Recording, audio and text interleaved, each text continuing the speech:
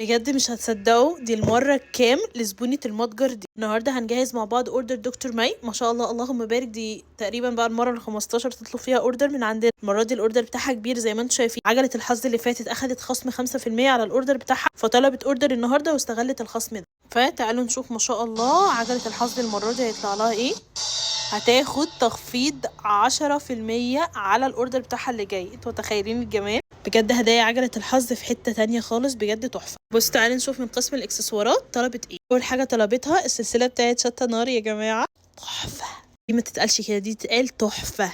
طلبت كمان البوكس ده اللي فيه كوليكشن يعني فيه ساعة من ضمن الكوليكشن الجديد اللي نزل. اخدت ما شاء الله الساعة بتاعت شي ان يا جماعة، بس تحفة تحفة بمعنى الكلمة. طبعا هي بتجيلكم معدن من سيال بالشكل ده، فيها ستراس كتير قوي، شكلها شيك.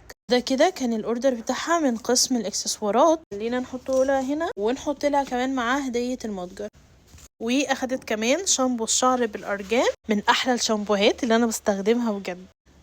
واخدت كمان الشنطة القمر ديت نازلة في عروض ال35 جنيه، وبجد متعددة الاستخدام، ممكن تستخدموها لحاجات كتير قوي. ومن البرفانات اخدت بكرات روج عود تستر تركي، وكمان بادي سبلاش المارشميلو من ضمن الكوليكشن الجديد اللي لسه نازل عندنا في الستور. بجد كلهم روايحهم تحفة وثباتهم خطير. ومن عروض ال50 جنيه اخدت البرفيوم بتاع التشيز كيك، والسبلاشات الاطفالي اخدت السبلاش بتاع ماشا، وكمان السبلاش بتاع بو.